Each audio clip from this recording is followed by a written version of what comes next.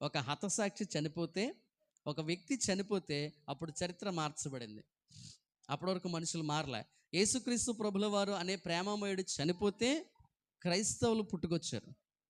అలాగే నీలో ఉన్నటువంటి పాపి చనిపోతే నీలో ఉన్న అసలు విశ్వాసి బయటకు వస్తాడు. ఆ వాడు చావనంతసేపు మనలో విశ్వాసి బయటకు రమ్మన్నారాడు. నా మాట మీకు అర్థమవుతుందా?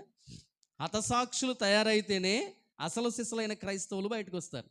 యేసుక్రీస్తు ప్రభుల వారు చనిపోయిన తర్వాతే క్రైస్తవులు లోకానికి పరిచయం అయ్యారు.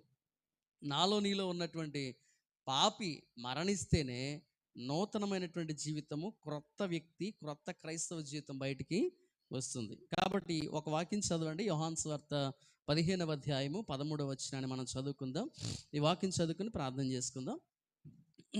యోహాను సువార్త 15వ అధ్యాయము 13వ వచనము చదువుదామా? తన స్నేహితుల కొరకు తన ప్రాణము పెట్టువాని కంటే ఎక్కువైన ప్రేమ గలవాడు లేడు. ఇది మనుషుల కోసం పెట్టినటువంటి మాట. మరి దేవుడు చేసిన పని ఏంటి? యేసుక్రీస్తు ప్రభువారు చేసిన పని ఏంటండి? స్నేహితుల కోసమే కాదు, చివరికి శత్రువుల కోసం కూడా ఆయన ప్రాణం పెట్టాడు. మనం శత్రువుల కోసం ప్రాణం పెట్టక్కర్లా, మన తోటి మానవుల కోసం ప్రాణం పెట్టేటంత కష్టపడితే సరిపోద్ది. మీకు అర్థమైందా? యేసుక్రీస్తు ప్రభువారు తనను చచ్చిపోవాలని కోరుకున్న వాళ్ళ కోసం కూడా, తండ్రి వీరేం చేస్తున్నారు, వీరు ఎరుగరు కనుక వీళ్ళని క్షమించు అని చెప్పి ఆయన ప్రాణాన్ని వదిలిపెట్టాడు. అంటే తన శత్రువుల కోసం కూడా ప్రాణం పెట్టినటువంటి ఒకే ఒక్క వ్యక్తి భూమి మీద యేసుక్రీస్తు ప్రభుల వారు. Is only the person.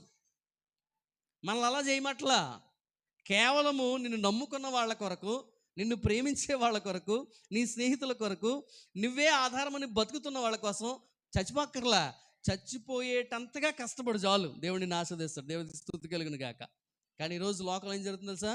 నమ్మిన వాళ్ళని మోసం చేసే ట్రెండ్ నడుస్తుంది. ఎవరు మోసం